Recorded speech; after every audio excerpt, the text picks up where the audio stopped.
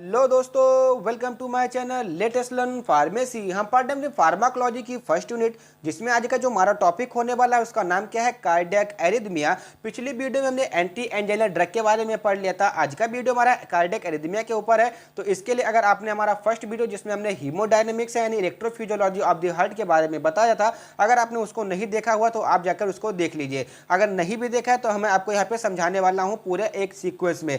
तो सबसे पहले एरिथमिया को समझने से पहले हमको रिदम का समझना बहुत ही इंपॉर्टेंट है कि रिदम होता क्या है। उसके बाद हम कार्डियक एरिथमिया के ऊपर बढ़ेंगे। तो रिदम का मतलब क्या होता है कि एक फ्लो में, जैसे एग्जांपल के तौर पे आप ऐसे समझ सकते हैं कि मेरी आवाज अगर मैं अब एक रिदम में बोलता हूं तो आपको बहुत अच्छी तरीके से समझ में आएगा। लेकिन अगर मैं बीच में हकलाता हूं या कुछ ऐसे वैसे चीजें उठपटांग निकलता है, जैसे एग्जाम्पल के तौर पर मैं हकला गया या मेरी आवाज नहीं निकली या कोई हार्ड वर्ड आ गया जिसकी वजह से मेरी जबान अटक गई, तो ये हमारा क्या होता है, एक रिदम बिगड़ जाता है। अब जब रिदम बिगड़ेगा तो आपको समझ में नहीं आएगा और जो मैं बोल रहा हूं वो भी आपको समझ में नहीं आने वाला है। इसीलिए मुझको अपनी आवाज में एक रिदम लाने की जरूरत है जिससे कि आपको ये समझ में आ जाए। उसी तरह से हमारा हार्ट भी होता है कि अगर उसमें एक रिदम बनकर नहीं चलता है, मतलब रिदम का मतलब उसमें कॉन्ट्रैक्शन रिलैक्सेशन एक रिदम में नहीं चलता है, तो क्या होगा कि जो ब्लड का फ्लो होगा वो कहीं पर ज्यादा हो जाएगा, कहीं पे कम हो जाएगा, जिसके वजह से जो आपकी ऑक्सीजन की डिमांड होगी या इस्कीमिया आपको हो जाएगा या डिफरेंट टाइप का आपके कार्डियक हार्ट फेलियर या हार्ट अटैक या कार्डियक अरेस्ट भी आपको आने की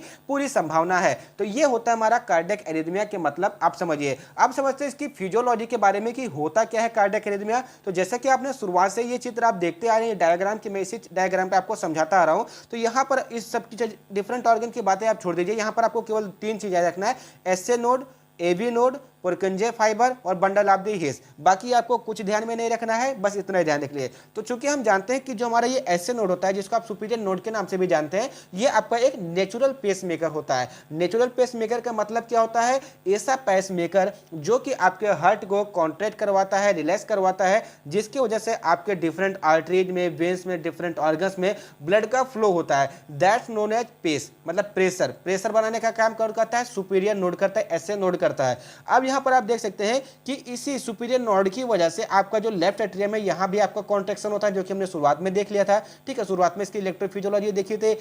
अब यहां पे बात आती है देखने वाली ये कि यहां पर आप ए बी नोड है, यहां पर एसए नोड है। इस एसए नोड ने जब पेस किया, मतलब क्या क्या कॉन्ट्रैक्ट किया, तो यहां से क्या हुआ, ए बी नोड। अब ए बी नोड भी यहां पे स्टिमुलेट करेगा। इसी SA node A B node के बीच में जो रिदम बनता है इसी को बोलते हैं हार्ट बीट। मतलब जितनी बार ये हमारा ये जो एसए नोड है वो बीट करेगा उतनी ही बार आपका दिल क्या होगा, धड़केगा, जिसको बोलते हैं 72 बार आपका हार्ट जो होता है 1 मिनट में धड़कता है। मतलब 1 मिनट में आपकी हार्ट की 72 बीट्स निकलती है। किसकी वजह से, इसी नेचुरल पेस मेकर जिसको आप एसए नोड के नाम से जानते हैं। अब एसए नोड का आगे काम देखिए कि बंडल ऑफ हिस और पुरकुंजे फाइबर में क्या क्या होता है। अब ये यहाँ पे इसने एबी नोड को करंट दे दिया। अब एबी नोड क्या करेगा, जो यहाँ पे पुरकुंजे फाइबर है और बंडल ऑफ हिस, इसका जो काम हमने आपको बताया था कि हार्ट के रिदम को बनाए रखना। अगर यहाँ पे ज्यादा इलेक्ट्रिसिटी आ रही है या ज्यादा पोटेंशियल निकल रहा है तो इसको अपने अंदर एब्जॉर्ब कर लेना। अगर कम निकलना है तो पूरे हार्ट को एक मेंटेनेंस, मतलब सीधा सीधा होम्योस्टेटिस बना देना। अब होता क्या है कि जब यहां से आपका चाहे लो और ज्यादा दोनों के लिए बात करें, मतलब अगर यहां पे सुपीरियर पेस मेकर बहुत तेजी से काम करने लगा तब की बात भी, और कम तेजी से काम करने लगा तब की बात भी। तो यहां पर आप दोनों चीज समझते चलिए, जिसको आप ब्रेडिकार्डिया एंड टेकिकार्डिया के नाम से जानते हैं, जो कि अभी हम आगे देखने वाले हैं। तो यहां से जब आपको सुपीरियर नोड ने एबी नोड को क्या दिया, करंट दिया या पोटेंशियल सप्लाई की by the help of the electrophysiology, जैसे रिपोलराइजेशन, डिपोलराइजेशन, हाइपरपोलराइजेशन। तो यहां पर क्या होगा कि यहां पर आपके पुरकुंजे फाइबर्स और बंडल ऑफ हिस, ये आपको क्या है, पुरकुंजे फाइबर्स और ये आपका क्या है, बंडल ऑफ हिस, इसमें करंट गया। करंट का मतलब सीधा सीधा मतलब पोटेंशियल गया। अब ये पोटेंशियल अगर ज्यादा है, ठीक है, ज्यादा है, तो इसका मतलब क्या हो जाएगा कि ये जो आपका हार्ट है जल्दी से कॉन्ट्रैक्ट, जल्दी से रिलैक्स से करेगा। अगर अगर जिसको बोलते हैं क्या, टेकिकार्डिया। अगर यही करंट अगर बंडल ऑफ हिस में और पुरकुंजे फाइबर में अगर कम है तो यहाँ पर जो मतलब कॉन्ट्रैक्शन और रिलैक्सेशन की जो प्रक्रिया है बहुत धीरे, मतलब ऐसे फिर एक बैग ऐसे जाएगा, फिर ऐसे आएगा, फिर ऐसे हो जाएगा, मतलब इतने धीरे धीरे नहीं होता, लेकिन एक एग्जाम्पल के तौर पर इस तरह से होने लगेगा, जिसकी वजह से आपका क्या हो जाएगी, जो आपकी हार्ट बीट हो जाएगी वो आपकी बहुत ही लो हो जाएगी। तो अगर इसका नॉर्मल एवरेज एवरेज माना जाता है वो कितना हो जाता है, अगर 60 से नीचे हो जाती है तो उसको ब्रेडिकार्डिया के नाम से जाना जाता है, अगर वो हमारी 80 या 90 से ऊपर चली तो उसको हम टेकिकार्डिया के नाम से जानते हैं। तो ये हो गया आपके रिदम, मतलब जो आपका हार्ट का एक रिदम है कि ये जो पेसमेकर है इसका एक रिदम बनना चाहिए, अगर इसका रिदम गड़बड़ करता है तो सीधा जाके पुर्किंजे फाइबर और आपका बंडल ऑफ हिल्स जो होगा उसको सीधा ज़्यादा इफेक्ट करेगा, जिसकी वजह से आपका जो हार्ट होगा, जो हार्ट बीट होगी उसमें वेरिएशन आएगा, जो कि अभी आपको अब जैसे कैसे ट्रीट करेंगे या कैसे इसका मैकेनिज्म होता है ये भी हम आगे चल के पढ़ते हैं। तो यहाँ पर आपको ये इलेक्ट्रोफिजियोलॉजी समझ में आई कि नहीं है, अगर समझ में आए तो सीधा सीधा सब्सक्राइब कीजिए और लाइक भी कर दीजिएगा, ठीक है। तो यहाँ पे जो मैंने लिखा हुआ है सेम वही मैंने आपको वहाँ पे समझा दिया है। तो सीधा सीधा मतलब कहता है कि जो एसए नोड होता है आपका नेचुरल पंप होता है, ठीक है, जो क्या करता है इलेक्ट्रिकल सिग्नल को जनरेट करता है, जिसकी वजह से आपका जो हार्ट के मसल्स होते हैं, मायोकार्डियम होते हैं, उसमें कॉन्ट्रैक्शन या रिलैक्सेशन होता है, ठीक है। ये किसके माध्यम से होता है, एसवी नोड के एवी नोड और एसए नोड के माध्यम से होता है, ठीक है। यहाँ पर आप क्या कीजिए एसए नोड कर लीजिए, ठीक है। तो यहाँ पर एसए नोड क्या करता है, रेगुलेट करेगा किसको, एवी नोड को, और एवी नोड किसको क्या करेगा, एवी नोड रेगुलेट करेगा पुर्किंजे फाइबर को, बंडल ऑफ द हिल्स, जो कि अभी हमने इलेक्ट्रोफिजियोलॉजी में पढ़ा, जिसका रिजल्ट क्या होता है, हार्ट का कंडक्शन होता है और एक मिनट में 72 बार आपकी हार्ट की बीट होती है। अब हम कार्डियक एरिथमिया को समझते हैं, जब इसकी रिदम में मतलब जब हमारा एसए नोड होता है वो एबनॉर्मल पंपिंग करने लगता है, जैसे चाहे कम चाहे ज्यादा, दोनों की बात हो रही है यहाँ पे, तो क्या होगा कि आपका जो हार्ट हो जाएगा वो एबनॉर्मल कंडक्शन करने लगेगा या एबनॉर्मल रिलैक्सेशन करने लगेगा, जिसको आप क्या बोलते हैं, कार्डियक एरिथमिया। और इसी के कारण आपको इस्कीमिया हो सकता है, कंजेस्टिव हार्ट फेलियर हो सकता है, आपके बॉडी में ऑक्सीजन का लेवल कम हो सकता है, या एबनॉर्मलिटी आपकी हार्ट में आ सकती है, जिसकी वजह से आपको डिफरेंट डिजीजें कॉज कर सकते हैं। तो ये आपका हो गया कार्डियक एरिथमिया, ठीक है। अब इसके सिम्टम्स के बारे में जान लेते हैं, थोड़ी हम इसकी पैथोफिजियोलॉजी के बारे में जान लेते हैं कि होता क्या है। तो सिम्टम्स इसका पाल्पिटेशन का मतलब क्या होता है कि आपका हार्ट रेट अचानक से बढ़ जाना, हार्ट रेट का मतलब क्या है कि पाल्पिटेशन का मतलब होता है आपका हार्ट रेट घट जाना, जिसकी वजह से आपको क्या होता है, ब्रेडिकार्डिया भी आप इसको बोल सकते हैं। Fluttering sensation in the chest, fluttering sensation का मतलब क्या होता है कि आपके चेस्ट में हल्का हल्का दर्द होना स्टार्ट हो जाएगा। डिफिकल्टी इन द ब्रीथिंग, मतलब आपको ब्रीथिंग में डिफिकल्ट हो जाएगा, क्योंकि आपको वहाँ पे ऑक्सीजन का जो लेवल हो जाएगा वो भी घट जाएगा। चेस्ट पेन हो जाएगा एंड डिजीनेस का मतलब आपको चक्कर, क्यों, क्योंकि आपका ऑक्सीजन का लेवल वहां पे एकदम घटा होगा, तो इसकी वजह से आपको डिजीनेस भी कॉज हो जाएगा, ठीक है। अब बात आती है कि कॉज ऑफ द एरिथमिया, मतलब एरिथमिया के क्या क्या कॉज हो सकते हैं, मतलब ये अगर एरिथमिया आपको हो गया तो क्या क्या हो सकता है या किस किस की वजह से आपको एरिथमिया हो सकता है। तो ठीक है, तो कार्डियक एरिथमिया के पीछे जो हमारा रीजन है वो क्या है, हार्ट डिजीज, सीधी सीधी बात है, हार्ट डिजीज, जिसमें आपका सीएचएफ मतलब कंजेस्टिव हार्ट फेलियर या congestive heart failure, MI myocardial infection, hypertension, thyroid disease and valve problem. तो यहाँ पर आपको ये एमआई और सीएचएफ समझ में आ रहा होगा, लेकिन हाइपरटेंशन कैसे, क्योंकि हाइपरटेंशन में होता क्या है कि आपके जो आर्टरीज पे प्रेशर पड़ता है वो बढ़ जाता है, जिसकी वजह से आपको हाइपरटेंशन हो जाता है, जिसकी वजह से क्या होता है कि आपका जो हार्ट होता है वो जल्दी से जल्दी कॉन्ट्रैक्ट करने की कोशिश करता है। अब बात वही आ गई, जब जल्दी से जल्दी कॉन्ट्रैक्ट करेगा तो आपकी हार्ट बीट बढ़ेगी, जिसकी वजह से आपको टेकीकार्डिया हो जाएगा। थायराइड डिजीज क्या होता है, थायराइड डिजीज में क्या होता है कि थायराइड का हार्ट जो लेवल होता है वो एबनॉर्मल हो जाता है, जिसके वजह से जो आपका मतलब ब्लड का जो सर्कुलेशन होता है वो इजीली माध्यम से नहीं हो पाता है, ठीक है। और आपको क्या होता है वहां पे फैट डिपोजिशन आपको देखने को मिल जाता है। वाल्व प्रॉब्लम, अगर वाल्व में भी आपके प्रॉब्लम आ जाती है, जैसे आपका ट्राइकास्पिड बाइकास्पिड वाल्व आपने देखा होगा, जैसे आप यहाँ पे देख सकते हैं कि यहाँ पर ट्राई मतलब जो आपका लेफ्ट वेंट्रिकल में ये वाला आपका क्या है, मिट्रल वाल्व, जिसको बाइकास्पिड वाल्व बोलते हैं, और ये वाला आपका क्या है, ट्राइकास्पिड वाल्व, जो कि आपके यहाँ पर राइट साइड में होता है। तो अगर इसमें कोई दिक्कत होती है या ब्लड फ्लो में कुछ दिक्कत होती है तो सीधी सीधी बात है कि आपके सीधा कॉन्ट्रैक्शन रिलैक्सेशन पे इफेक्ट करेगा, इसके वजह से भी आपका क्या होता है, एरिथमिया हो सकता है। एंड समटाइम्स क्या होता है कि जो एरिथमिया होता है वो कार्डियक एरिथमिया की वजह से जो ड्रग आप यूज करते हैं उसके वजह से ही हो सकता है। जैसे एग्जांपल के तौर पे ऐसा समझिए आप कैसे, जैसे आपको टेकीकार्डिया हो गया, अब टेकीकार्डिया के बाद आपने क्या लिया कि उसको नॉर्मल करने के लिए आपने क्या कह दिया कि ब्रेडिकार्डिक ड्रग ले ली। अब ब्रेडिकार्डिक ड्रग ले लिया आपने तो उसका होम्योस्टेसिस आपका बॉडी ने क्या क्या रेगुलेट नहीं कर पाया, जिसके वजह से आपका जो टेकीकार्डिया है वो आपका ब्रेडिकार्डिया में बदल गया, मतलब जो आपकी हार्ट रेट जो बढ़ी हुई थी वो एकदम लो हो गई, मतलब 60 से नीचे हो गई, तो इसकी वजह से आपको कार्डियक एरिथमिया हो सकता है, ठीक है। एग्जांपल के तौर पर जैसे लीजोकेन आपने मतलब पढ़ाई होगा कि आपकी क्या होती है, एक आपकी एनेस्थेटिक ड्रग होती है, एनेस्थेटिक ड्रग होने के कारण ये क्या करती है, आपके मसल्स को रिलैक्स कर देती है। अब जब मसल्स को रिलैक्स कर देगी तो सीधी सीधी बात है कि वहाँ पे कंडक्शन रेट जो जाएगा वो घट जाएगा और आपको ब्रेडिकार्डिया कॉज हो जाएगा, ठीक है। इसी प्रकार से और नेक्स्ट हमारी ड्रग है और थर्ड हमारा क्या है, रीजन क्या है, हाइपोक्सिया का मतलब क्या होता है, ऑक्सीजन का लेवल कम हो जाना, एसिडोसिस, एल्कोलोसिस, हाइपोकैलिमिया, मतलब आपका जो पोटेशियम लेवल होता है वो भी कम हो जाने की वजह से आपको क्या कार्डियक एरिथमिया कॉज हो सकता है। इसके बारे में भी अभी हम जब इसके मैकेनिज्म के बारे में पढ़ेंगे तो उसके बारे में भी हम देख लेंगे कि हाइपोक्सिया या हाइपोकैलिमिया क्या मतलब क्या होता है अगर आपको कार्डियक एरिथमिया हो गया तो। अब इसके टाइप्स के बारे में जान लेते हैं कि आर्टेरियल और वेंट्रिकुलर दो टाइप के होते हैं। आर्टेरियल मतलब क्या होता है कि जब आपके आर्टरीज में या जो आपके हार्ट का जो चैम्बर होता है आर्टरिया, ठीक है, वहाँ पर जब आपका कॉन्ट्रैक्शन या कंडक्शन बढ़ जाता है तो उसको बोलते हैं हम आर्टेरियल टैकीकार्डिया। अगर घट जाता है तो आर्टेरियल ब्रेडिकार्डिया। उसी प्रकार से वेंट्रिकुलर एरिथमिया में आप क्या होता है, क्या क्या अगर वेंट्रिकल्स में अगर आपका कंडक्शन बढ़ जाता है तो उसको बोलते हैं वेंट्रिकुलर टैकीकार्डिया। अगर आपके वेंट्रिकल में घट जाता है तो उसको बोलते हैं वेंट्रिकुलर ब्रेडिकार्डिया। तो यहाँ पर हमने जो इसका नॉर्मल एचएपी और पैथोफिजियोलॉजी था उसके बारे में हमने जान लिया। अगर इसके बारे में आपको और डीप जानना है तो नोट्स में आपको एक पेज और दे दूंगा जिसमें कि यहाँ पर उसके पूरे टाइप्स के बारे में लिखे होंगे। लेकिन हमारा जो मेन मकसद है वो हमारा अब आता है कि क्लासिफिकेशन ऑफ द ड्रग्स, मतलब जो हमारी एंटी एरिथमिक ड्रग है उसके क्लासिफिकेशन और उसके मैकेनिज्म ऑफ एक्शन के बारे में जानना, यही हमारी होती है फार्माकोलॉजी। क्योंकि अभी तक हमने तो जो पढ़ा वो हमने एचएपी, फार्माकोलॉजी, पैथोफिजियोलॉजी में सब कुछ पढ़ लिया था। अब बात आती है classification of the anti arrhythmic drug, जिसको आप डिसएरिथमिक ड्रग के नाम से भी जानते हैं। अगर आपके एग्जाम में डिसएरिथमिक ड्रग के नाम से पूछा जाता है या उसके कोई मैकेनिज्म के बारे में पूछा जाता है तो आप डायरेक्टली क्या कीजिएगा, इसी क्लासिफिकेशन को आप कॉपी पेस्ट कर दीजिएगा, ठीक है। तो यहाँ पर हमारी कितने सब क्लास की टाइप की ड्रग है। पहला जो हमारा सोडियम चैनल ब्लॉकर है, कैल्शियम चैनल ब्लॉकर जिसको हम ऑलरेडी डिस्कस कर चुके हैं, पोटेशियम चैनल ब्लॉकर है, इसको हम आज इसी में डिस्कस करेंगे। Sodium channel blocker and potassium channel blocker ये पोटेंट ड्रग है कार्डियक एरिथमिया की, तो इसी दोनों को हम यहाँ पे आप डिस्कस करेंगे। बाकी कैल्शियम चैनल और मिसलिनियस और बीटा ब्लॉकर हम ऑलरेडी डिस्कस कर चुके हैं, ठीक है। तो हमारा जो सोडियम ब्लॉकर में जो हमारी 3 क्लास की ड्रग आएगी, तीनों का मैकेनिज्म हम जरूर देखेंगे क्योंकि मैकेनिज्म ही हमारा मेन आधार होता है, ठीक है, जिसको आप मेम्ब्रेन स्टेबलाइजिंग एजेंट भी बोलते हैं। क्या करता है कि मेम्ब्रेन को स्टेबलाइज का मतलब आप समझ सकते हैं कि स्टेबलाइज का मतलब क्या होता है, कोई चीज अगर भाग रही है, रिदम कर रही है, ये समझ लें कि आप बहुत तेजी से भाग रहे हैं तो आपको क्या होता है, एक स्टेबलाइज कर देगी। जैसे एग्जांपल के तौर पे आप अपना सिलेबस लेकर बहुत तेजी से भाग रहे हैं, भले आपको कुछ समझ में नहीं रहा, तो क्या एक आपको एक मोटिवेशन चाहिए होगा कि आप अपने सिलेबस को स्टेबलाइज कर दें, उसको बहुत अच्छे तरीके से जान ले। उसी प्रकार से इसको बोलते हैं स्टेबलाइजिंग एजेंट, जिसमें आपके जो ड्रग आती है वो class first A, class first B and class first C. Class first A में आपकी क्यूनिडीन, ठीक है, प्रोकाइनामाइड आती है, फिर डाइसोपाइरेमाइड आती है, फिर मोरिसिजाइन आती है, ठीक है। तो ये सब अभी हम चल के आगे देखते हैं कि इसका जो इफेक्ट होता है वो क्या होता है आपकी बॉडी के ऊपर, फार्माकोलॉजिकल इफेक्ट के बारे में पढ़ते हैं। उसके बाद आपका होगा पोटेशियम चैनल ब्लॉकर। अभी तक हमने पोटेशियम चैनल एक्टिवेटर देखा था, ना कि ब्लॉकर देखा था। अब इसका भी रोल देख लेंगे कि क्या होता है इसका। अगर मतलब इसका अगर आप एडवर्स इफेक्ट की बात करें तो सीधा सीधा आपका हाइपरटेंशन यहाँ पर आप लिख सकते हैं, ठीक है।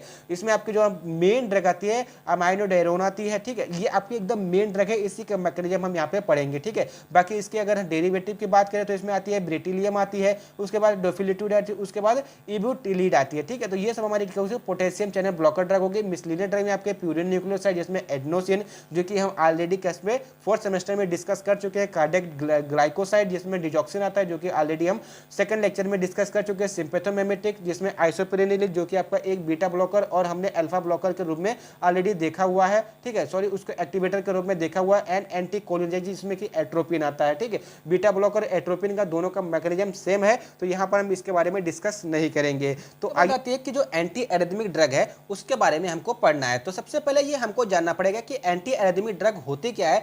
तो जो आपकी एंटी एरिथमिक ड्रग होती है वो एक आपकी ऐसी ड्रग होती है जो कि आपके एक्शन पोटेंशियल और इंपल्स जनरेशन को क्या करती है, डिले कर देती है। डिले का मतलब क्या होता है कि कुछ टाइम के लिए उसको रोक देती है, लेट कर देती है।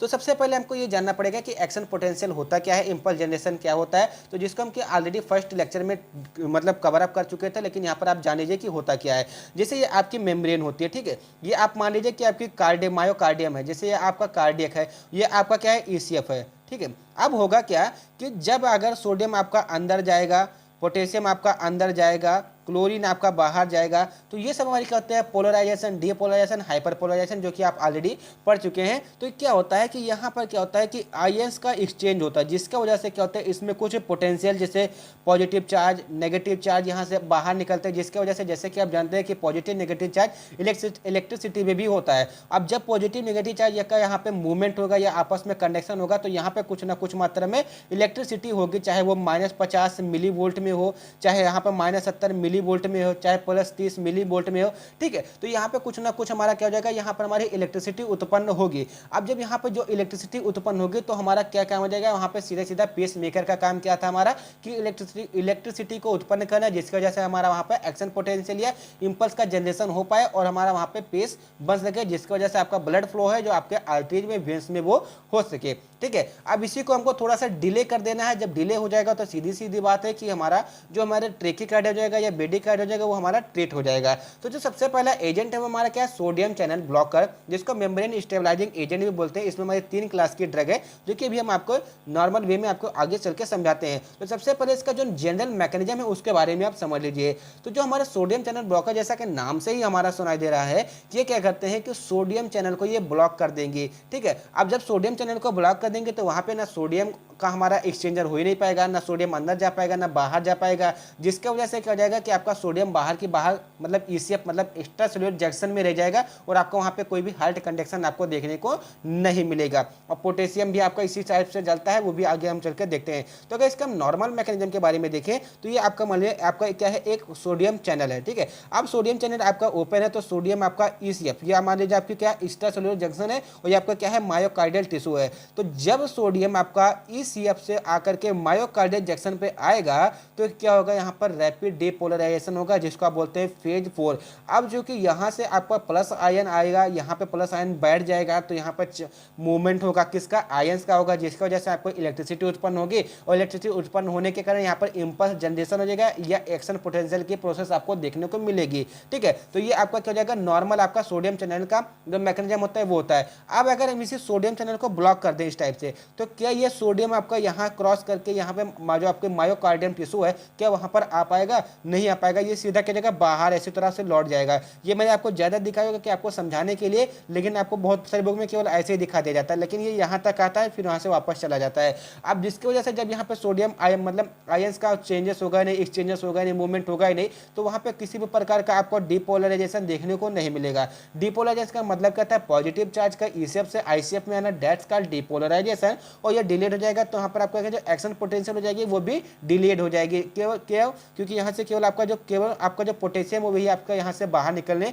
जो कि सोडियम पोटेशियम एटीपेज पंप के बारे में आपने सुना होगा या पढ़ा भी होगा, मैंने आपको बताया भी है। तो यहाँ से केवल क्या हो जाएगा, पोटेशियम आपका अंदर रिफ्लेक्स हो पाएगा, ठीक है। तो ये होता है आपके नॉर्मल व्यू में कि जो आपका सोडियम चैनल ब्लॉकर होता है वो कैसे काम करती है। तो सीधा सीधा मतलब समझिए कि सोडियम चैनल को ब्लॉक करके सोडियम के इन्फ्लेक्स इफ्लेक्स को रोक देती है, जिसकी वजह से जो डिपोलराइजेशन की रेट होती है वो डिले हो जाती है और आपका एक्शन पोटेंशियल भी आपका डिले हो जाता है। और जब आपका एक्शन पोटेंशियल डिले होता है तो सीधी सीधी बात है कि आपका जो हार्ट का कंडक्शन होगा वो भी आपका घट जाएगा। तो जो चीज़ मैंने आपको यहाँ पे समझाई वही चीज़ यहाँ पे लिखी हुई है, मैंने आपको यहाँ पे पढ़ने के लिए केवल आपको लिखा हुआ, तो ये आपके लिए है, ये हमारे लिए नहीं है, मतलब मेरे लिए नहीं है। तो सीधा सीधा मतलब क्या है कि अगर आपका एक्शन पोटेंशियल डिलेड होता है तो आपकी जो हार्ट बीट होगी आपकी डिक्रीज हो जाएगी। अब इसमें एग्जाम्पल के तौर पर जो ड्रग्स आएगी वो क्यूनिडीन आएगी, प्रोकाइनामाइड आएगी, डिसोपाइरेमाइड आएगी एंड मोरिसिजाइन होगी। तो अब इसके हम फार्माकोलॉजिकल इफेक्ट के बारे में बात करते हैं, मतलब जो आपकी सोडियम चैनल ब्लॉकर ड्रग थी, ठीक है, उसके फार्माकोलॉजिकल एक्शन के बारे में बात करते हैं। तो सबसे पहले जो इसका एक्शन होता है हार्ट के ऊपर वो क्या होता है कि ये कॉन्ट्रेक्टिविटी, मतलब जो ये आपका हार्ट है, ये हार्ट के जो संकुचन होता है, मतलब जो हार्ट जो आपका सिकुड़ता है, इसके कॉन्ट्रेक्टिविटी को घटा देता है। अब जब इसकी कॉन्ट्रेक्टिविटी घट जाएगी तो इसमें जो आपका एक्शन पोटेंशियल होगा वो भी आपका डिक्रीज हो जाएगा। एंड दूसरा आपका क्या है, डिक्रीज कंडक्शन वेलोसिटी। वेलोसिटी का मतलब क्या है कि आपकी एक मान लीजिए ये पाइप है, इस पाइप से जो आपका मतलब फ्लो हो रहा है, ब्लड फ्लो हो रहा है, तो इसी को बोलते हैं वेलोसिटी, मतलब कितने एरिया में बह रहा है या कितने प्रेशर पे, तो इसको बोलते हैं वेलोसिटी।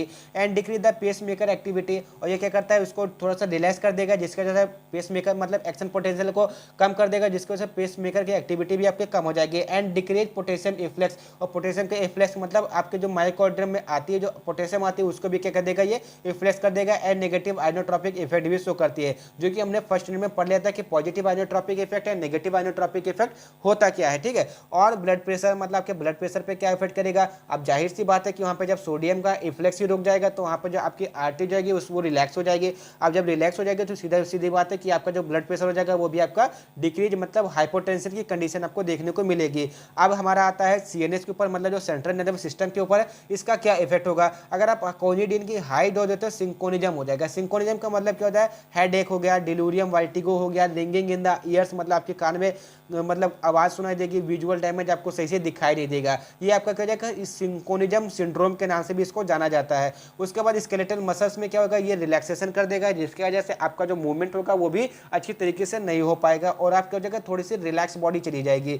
ऑन जीआईटी वॉमिटिंग है, डायरिया, मतलब जीआईटी इरिटेशन कॉज कर सकता है एंड यूटेरिन कॉन्ट्रैक्शन कर सकता है। क्यों? क्योंकि इसमें जो होता है वो ऑक्सीटॉक्सिन, जो मतलब जो ऑक्सीटोसिन हार्मोन होता है उसका रिलीजेशन होता है, और जो ऑक्सीटोसिन होता है उसका जो काम क्या होता है, यूटेरिन के कॉन्ट्रैक्शन में काम होता है। अब बात आती है कि इसके जो ड्रग्स है उससे ड्रग्स का नाम के बारे में, और जो इसका नॉर्मल इफेक्ट है वो क्या हो सकता है, इसका half life, administration, route of administration, elimination, contradiction, interaction, ADR and therapeutic use, जो कि हम अपने चैनल पे बहुत ही अच्छे तरीके से आपको समझाने की कोशिश करते हैं। तो हमारे यहाँ पे आपने 3 ड्रग देख ली, क्विनिडीन, प्रोकाइनामाइड एंड डाइसोपाइरामिड। ठीक है, अभी क्विनिडीन की हाफ लाइफ का कंफर्म नहीं है मुझे, इसलिए यहाँ पर मैंने ब्लैंक छोड़ा हुआ है, क्योंकि बहुत मतलब डिफरेंट वेबसाइट पे डिफरेंट दिखा रहा है। अगर आपको पता है तो आप कमेंट बॉक्स में कमेंट कर दीजिए, मैं आपको उसको पिन कर दूंगा। ठीक है, उसके बाद इसके जो हमारी प्रोकाइनामाइड के 3 से 4 घंटे हाफ लाइफ होती है, और डिसोपाइरामाइड के आपकी 6 से 8 घंटे होती है। और जो इसका तीनों ड्रग का एडमिनिस्ट्रेशन है वो ओरली लिया जाता है, और जो इसका एलिमिनेशन होता है यूरिन एंड बाइल एसिड, मतलब ये सीधा किसके में इंट्रोहिपेटिक रिसर्कुलेशन के प्रोसेस में जाती है। अब इसकी कॉन्ट्राडिक्शन की बात करें तो अगर आप इस ड्रग को, मतलब क्विनिडीन ड्रग को डिजिटेलिस के साथ लेते हैं तो ये आपको क्या कॉज कर देगी, टॉक्सिसिटी कॉज करवा देगी, स्ट्रोक, एडम सिंड्रोम कॉज कर सकता है, myasthenia gravis and chronic heart failure भी आपको हो सकता है। आपका इनको नहीं देना चाहिए। ऐसे पेशेंट जो डिजिटेलिस ऑलरेडी यूज कर रहे हो तो उनको क्विनिडीन नहीं देना चाहिए। क्यों? क्योंकि कर देता है इनकी the duration of the action. अब जब इसका ड्यूरेशन ऑफ द एक्शन बढ़ जाएगा तो सीधी सी बात है कि अगर आपको टैकीकार्डिया हो रहा है तो आपको ब्रैडीकार्डिया में चेंज हो जाएगा और आपको और हालत ज़्यादा खराब हो सकती है। अगर आप डायरेटिक और क्विनिडीन को दोनों को साथ में देते हैं, क्योंकि जो डायरेटिक होती है वो क्या करती है कि सोडियम और पोटेशियम को आपके यूरिनेशन में ज़्यादा कर देती है, तो आपको हाइपोकैलेमिया हो जाएगा। और क्विनिडीन का भी क्या होता है कि आपको पोटेशियम चैनल को ब्लॉक कर देगी। अब जब दोनों का जो ब्लॉकेज हो जाएगा तो सीधी बात है कि आपके ब्लड में पोटेशियम का लेवल घट जाएगा, जिसकी वजह से आपको क्या हो जाएगा, हाइपोकैलेमिया कॉज हो जाएगा। अभी ये जो हमारा एडीआर है, ये हमारा कॉन्ट्राडिक्शन इंट्रैक्शन है, ये आपका क्या है, नॉर्मल है, मतलब आप कहीं भी इसको लिख सकते हैं इस कैटेगरी के ड्रग में। अब इसके एडीआर की बात करें तो सबसे पहला जो हमारा कॉज हो सकता है वेंट्रिकुलर टैकीकार्डिया, मतलब इसका हमारा क्या एडवर्स इफेक्ट, मतलब जो आपके वेंट्रिकल्स है उसका जो मतलब रेट है वो बढ़ सकता है। दूसरा हमारा सिंकोनिज्म, जो कि हमने अभी आपको देखा, जिसमें आपका हेडेक वगैरह आ सकता है। हाइपोकैलेमिया, मतलब आपकी बॉडी से जो पोटेशियम का लेवल है ब्लड में वो कम हो सकता है। एंड ट्रांसडिपोइंटेंस, ये आपका क्या है, एक सिंड्रोमिक डिजीज है जो भी आपको कॉज हो सकती है। SANAB ब्लॉक भी हो सकता है एंड थ्रोम्बोसाइटोपिनिया भी हो सकता है। ठीक है, उसके बाद अगर हम थेरेप्यूटिक यूजेस के बारे में बात करें, जिसमें आपका क्या होता है, एट्रियल फाइब्रिलेशन के ट्रीटमेंट में यूज किया जाता है। वेंट्रिकुलर एक्स्ट्रा सिस्टोल, अगर आपका वेंट्रिकल्स आपका ज़्यादा सिस्टोल कर रहा है तब भी आपको इसका यूज किया जा सकता है। And atrial flutter and atrial extra systole के रूप में भी इसका यूज, उसके ट्रीटमेंट भी इसका यूज किया जा सकता है। तो यहाँ पर जो आपके क्लास फर्स्ट टाइप की जो ड्रग थी, यहाँ पर उसका जो मैकेनिज्म फार्माकोकाइनेटिक्स यहाँ पे कंप्लीट होता है। अब जो हमारा जो आपका आता है sodium channel blocker class first B, ये जो ड्रग होती है ऐसी ड्रग होती है जो कि आपका इनएक्टिवेटेड सोडियम चैनल होता है, जिसके माध्यम से थोड़ा बहुत मात्रा में आपका सोडियम का इन्फ्लक्स हो जाता है, उसको भी ब्लॉक कर देती है। इसका मतलब क्या है कि यहाँ पे कोई भी चांसेस सोडियम के आने जाने के नहीं होंगे। जैसे यहाँ पर हमने पढ़ा तो यहाँ से कुछ मात्रा में पेनिट्रेशन करके सोडियम बाहर आ सकता है, लेकिन ये वाली जो कंडीशन होगी, क्लास सेकंड वाली जो कंडीशन होगी, उसमें क्या होगा, बिल्कुल से ब्लॉकेज हो जाएगा। ठीक है, तो ये जो ड्रग होती है आपके लोकल एनेस्थेटिक टाइप की ड्रग होती है, जो क्या करती है, आपके मायोकार्डियल टिश्यू को रिलैक्स कर देती है। अब रिलैक्स का मतलब क्या हो जाएगा, सीधे सीधा बात है कि यहाँ पर आपको थोड़ा अगर टैकीकार्डिया है तो ये ब्रेडीकार्डिया में यूज की जाएगी। इसका मतलब क्या है, ब्रेडीकार्डिया ड्रग है जो क्या करेगी, आपकी एक्शन पोटेंशियल को डिलेट कर देगी और कंटिन्यूअस सोडियम चैनल का ब्लॉक करते रहेगी। अब इसका मैकेनिज्म ऑफ एक्शन के बारे में बात करें तो ये क्या होता है कि यहाँ पर आपको दो चीज देखने को मिले, activated sodium channel, inactivated sodium channel. तो एक्टिवेटेड सोडियम चैनल तो आप जानते हैं कि डायरेक्ट सोडियम का इन्फ्लेक्स होता रहता है। ठीक है, तो यहाँ पे किसी भी प्रकार के कोई भी बंधन नहीं है। लेकिन जो ये इनएक्टिवेटेड है, यहाँ पर भी क्या होता है कि जब इसको हम इनएक्टिवेट कर देते हैं तो यहाँ पर भी इसमें थोड़ी सी जगह खाली रहती है। अब इस खाली जगह में क्या होता है कि सोडियम कुछ मात्रा में नियर अबाउट 1 to 2% यहाँ से सोडियम का इन्फ्लेक्स हो जाता है आपके किसमें, मायोकार्डियम टिश्यू में। अब जब मायोकार्डियम में जब टिश्यू में आपका सोडियम आ जाएगा तो सीधी सीधी बात है कि वहाँ पे कॉन्ट्रैक्टिविटी ज़्यादा हो जाएगी। अब जब कॉन्ट्रैक्टिविटी ज़्यादा हो जाएगी तो इलेक्ट्रिक पोटेंशियल भी बढ़ जाएगा, जिसकी वजह से आपको टैकीकार्डिया कॉज हो जाएगा। अब इसी को ब्लॉक जो करता है उसको क्या नाम होता है, आपका sodium channel blocker class first B type की जो ड्रग होती है। अब आपने क्या किया, इस ड्रग को यूज कर लिया, मतलब जब क्लास फर्स्ट बी की जो ड्रग है उसका आपने यूज कर लिया, तो ये क्या करेगा कि ये तो पहले तो सोडियम चैनल को ब्लॉक एकदम से कर देगा, ये आपका जो एक्टिवेट है तो वो एकदम डीएक्टिवेट हो जाएगा, मतलब एकदम आपका डीएक्टिवेट हो जाएगा। लेकिन जो इनएक्टिवेटेड था, जो कि केवल हाफ ही बंद कर रहा था, इसको भी कर देगा ये फुल पूरा से बंद कर देगा। अब जब पूरा बंद हो जाएगा तो यहाँ से सोडियम का जो मतलब जो सोडियम का आपका इन्फ्लक्स हो रहा था मायोकार्डियम टिश्यू में वो नहीं हो पाएगा। अब जब नहीं होगा तो सीधे सीधा आपका जो रिदम होगा वो आपका मेंटेनेंस हो जाएगा, ठीक है, जिसका रिजल्ट करता है इनएक्टिवेशन ऑफ द सोडियम मतलब SA node and AB node in atrial myocardium, ठीक है। अब इसके जो और क्या रिजल्ट हो सकते हैं, shortness of the phase 3 repolarization. अब आपको फेज 3 रिपोलराइजेशन क्या है ये नहीं समझ में आ रहा तो आप सीधा समझिए कि जो पोटेशियम होता है, ठीक है, पोटेशियम आपका जब ईसीएफ से मतलब एक्स्ट्रा सेल्यूलर जंक्शन से आपका मायोकार्डियम टिश्यू में आता है तो इसको बोलते हैं फेज 3 रिपोलराइजेशन, जिसको हमने इलेक्ट्रोफिजियोलॉजी ऑफ द हार्ट में ब्रीफली डिस्कस किया हुआ था। उसके बाद कहते हैं अगर इसका शॉर्टनेस हो जाएगा तो सीधी सीधी बात है क्या,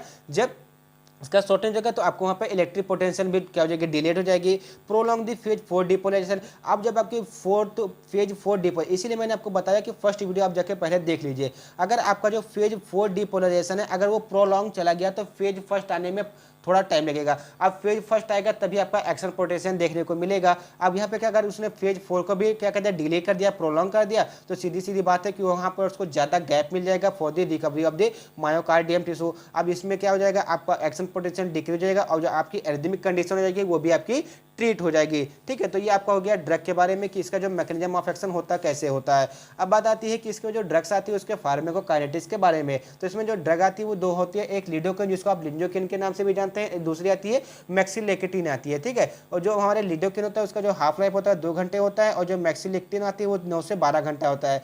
और हम लिडोकेन को आईवी रूट से और मैक्सिलेक्टिन को हम ओरल रूट से लेते हैं। अब आता है हमारा common drug interaction, contradiction and ADR and therapeutic uses. तो जो आपका ड्रग इंट्रैक्शन है, अगर आपको एंटी अल्सर ड्रग जैसे आपका सिमेटिडियन आ गया, ठीक है, सिमेटिडियन जैसे आप सीधा सीधा सिटीजिन आप ले लीजिए, ठीक है, अगर आप सिटीजिन की तरह इसका यूज करते हैं, सॉरी सिमेटिडियन ही आप लीजिए, सिमेटिडियन, बीटा ब्लॉकर एंड हेलोथेन जो कि क्या है जनरल एनेस्थेटिक ड्रग है। अगर आप इन तीनों ड्रग का साथ में कॉम्बिनेशन लेते हैं इसके साथ तो क्या कर देगा, लिडोकेन के मेटाबॉलिज्म को घटा देगा। क्यों, क्योंकि जो लिडोकेन है आपका क्या है, एक प्रकार का आपका जनरल एनेस्थीसिया ही एजेंट है, वो क्या आपको टॉक्सिसिटी कॉज कर देगा। और इसकी कॉन्ट्राडिक्शन किसके लिए आप यूज नहीं कर सकते, अगर आपको कोई ब्रेडिकार्डिया मतलब पेशेंट है तो उसके लिए आप यूज नहीं कर सकते हैं। एंड फॉर एमाइड एलर्जिक एनास्थीसिया, मतलब कहना कि जिस पेशेंट को एमाइड एलर्जिक एनास्थेटिक एजेंट से एलर्जी है उसको आप ये ड्रग यूज नहीं कर सकते हैं। उसके बाद इसके एडवर्स इफेक्ट की बात करें तो ड्राउजीनेस, ब्लड विजन मतलब कम दिखाई देना, हाइपोटेंशन, मसल ट्विच मतलब आपके मसल्स में ट्विच आ सकता है, डिसोल्टिएशन मतलब आपको समझ में नहीं आएगा पाव कहाँ पे रखना है,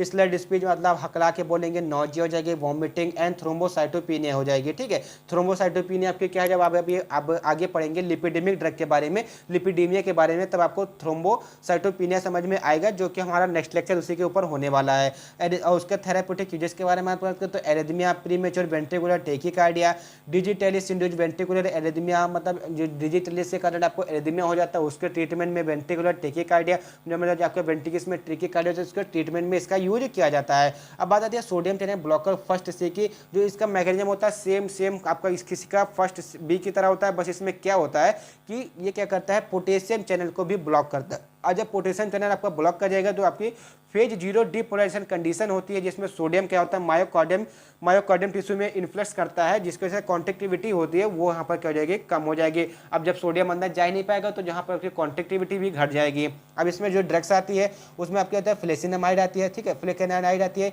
जिसका जो हाफ लाइफ 16 से 20 घंटा होता है। इसका एडमिनिस्ट्रेशन ओरली रूट से और एलिमिनेशन का हिपैटिक एंड यूरिन के थ्रू होता है। अब इसके ड्रग इंट्रैक्शन की बात करें तो इसके जो ड्रग इंट्रैक्शन की बात करें तो इसमें कहता है फ्लेकाइनामाइड, और अगर आपने उसके प्रोफिनोन के साथ अगर ले लिया तो उसने ये क्या कर देगी, आपकी प्लाज्मा कंसंट्रेशन को बढ़ा देगी, ठीक है। तो प्लाज्मा कंसंट्रेशन को जब बढ़ा देगी तो जाहिर सी बात है कि आपको टॉक्सिसिटी होनी ही होनी है। अब इसके मतलब कॉन्ट्राडिक्शन की बात करें तो क्या, इसको जो कार्डियक हार्ट फेलियर के जो पेशेंट होते हैं उनको ये नहीं लेना चाहिए। एक्यूट मायोकार्डियल इन्फेक्शन रिएक्शन भी मतलब जो पेशेंट है उनको भी ये लेना नहीं चाहिए। अब इसकी एडीआर की बात करते हैं तो इसकी एडीआर क्या क्या हो सकते हैं, तो सेम इट इज जो आपने डाउजी ब्लड विजन, हाइपोटेंशन, मसल ट्विचनेस जो अभी आपने फर्स्ट बी में देखा सेम उसी का, और इसका थेराप्यूटिक यूज भी आपका same it is first B की तरह ही है। तो यहाँ पर आपने सोडियम चैनल ब्लॉकर के बारे में पढ़ लिया। जो नेक्स्ट ड्रग आती है उसका क्या नाम है, पोटेशियम चैनल ब्लॉकर, जिसको आप क्लास थर्ड टाइप की ड्रग भी बोलते हैं। अब जैसे कि नाम से आपको समझ में आ रहा है कि जो पोटेशियम चैनल ब्लॉकर है वो क्या करती है, पोटेशियम चैनल को ब्लॉक कर देती है। अब जब पोटेशियम का चैनल ब्लॉक हो जाएगा तो सीधे सीधे मतलब क्या है कि जो आपका पोटेशियम का इन्फ्लेक्स रिफ्लेक्स हो रहा था आपके मायोकार्डियल टिश्यू में from the ECF to ICF, वो आपका बंद हो जाएगा। जैसे एग्जाम्पल के तौर पर आप ऐसे समझिए कि आपकी मेम्ब्रेन है, ठीक है, ये आपका क्या है, एक्स्ट्रा सेल्यूलर जंक्शन है, ये आपका क्या है, मायोकार्डियल टिश्यू है। अब ये आपका क्या है, पोटेशियम मतलब सॉरी ये आपका पोटेशियम चैनल है। अब पोटेशियम यहाँ से जाएगा तब यहाँ पे चला जाएगा, ठीक है। अब जब पोटेशियम यहाँ पे जाएगा तो आयन का तो मूवमेंट हुआ। अब आयन का जो मूवमेंट हो जाएगा तो इसका मतलब क्या होगा, आपका इलेक्ट्रिक पोटेंशियल भी हो जाएगा, क्योंकि यहाँ पे मूवमेंट ऑफ द आयन हो रहा है। तो यहाँ पर आपको कुछ ना कुछ इलेक्ट्रिसिटी जनरेट होगी, चाहे -50 मिली वोल्ट की हो, चाहे -70 मिली वोल्ट की हो, चाहे 30 मिली वोल्ट की हो, कुछ ना तो कुछ होगा। अब जब ये होगा तो सीधा सीधा बात है कि आपकी एक्शन पोटेंशियल की प्रोसेस आपकी आगे बढ़ेगी, और जब आपकी एक्शन पोटेंशियल की प्रोसेस ज़्यादा इंक्रीज हो जाएगी तो आपको कार्डियक एरिथमिया कॉज हो जाएगा। अगर हम इसी चैनल को ऐसे ब्लॉक कर दें तो ये जो पोटेशियम का इन्फ्लेक्स हो रहा था मायोकार्डियल टिश्यू में, ये नहीं होगा। अब जब ये नहीं होगा तो इसके मूवमेंट होंगे, मतलब आयन के जो मूवमेंट होंगे वो अंदर मायोकार्डियल टिश्यू में नहीं हो पाएंगे, जिसकी वजह से इलेक्ट्रो पोटेंशियल जो होगी या एक्शन पोटेंशियल जो होगी वो आपकी डिलेड हो जाएगी और आपका जो एरिथमिया है वो ट्रीट हो जाएगा, ठीक है। तो इसमें सीधा सीधा मतलब क्या होता है कि जो फेज 3 होता है रिपोलराइजेशन, जिसमें क्या होता है जो पोटेशियम का इन्फ्लेक्स होता है मायोकार्डियल टिश्यू में वो घट जाता है या प्रोलॉन्ग हो जाता है। अब जब प्रोलॉन्ग हो जाएगा तो सीधा सीधा बात है कि उसमें डिलेशन आ जाएगा। डिलेशन का मतलब थोड़ी देरी आ जाएगी, क्योंकि अगर आप किसी चीज़ को बहुत टाइम तक पढ़ते हैं तो सीधा बात है कि वहाँ पर आपको देर हो जाएगी, ठीक है। अब इसका रिजल्ट क्या होता है कि ये क्या कहता है, इफेक्टिव रिफ्रैक्टिव पीरियड को इंक्रीज कर देता है। अब ये इफेक्टिव रिफ्रैक्टिव पीरियड है क्या,